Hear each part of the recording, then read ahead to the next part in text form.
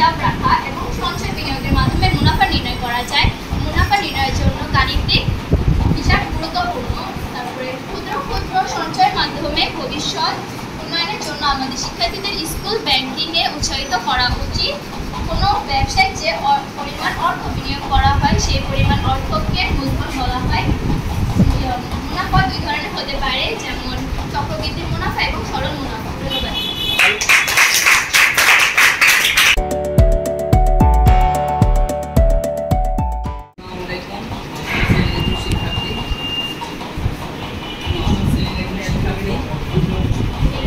আমি আমাদের ক্লাসের একটি ক্লাস নিয়ে করছি।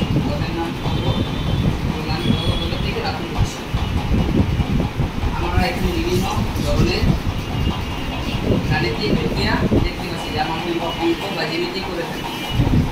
তারপরে এখানে সসীম দশমিক সংখ্যা, যেসব সংখ্যা দশমিক বিন্দু পর অঙ্ক শেষ হয়ে যায় তাকে আমরা সসীম দশমিক সংখ্যা বলি। সমান সকল সংখ্যাকে ভগ্নাংশ আকারে প্রকাশ করা যায় তাকে অঙ্ক সংখ্যা বলে।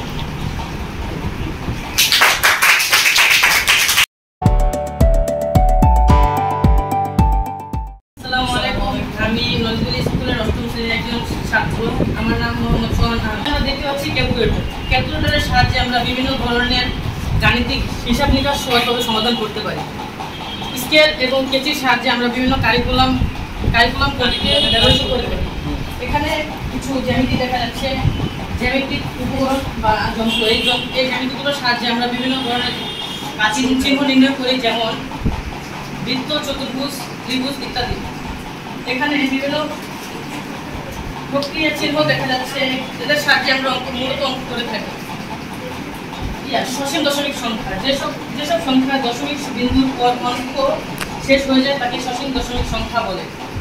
এখানে আমরা কিছু সূত্র দেখতে পাচ্ছি, a + b whole square, a² + 2ab + b²। এর সাহায্যে আমরা বিভিন্ন আয়তাকার ঘনবস্তুর ক্ষেত্রফল নির্ণয় করতে পারি। Thank you.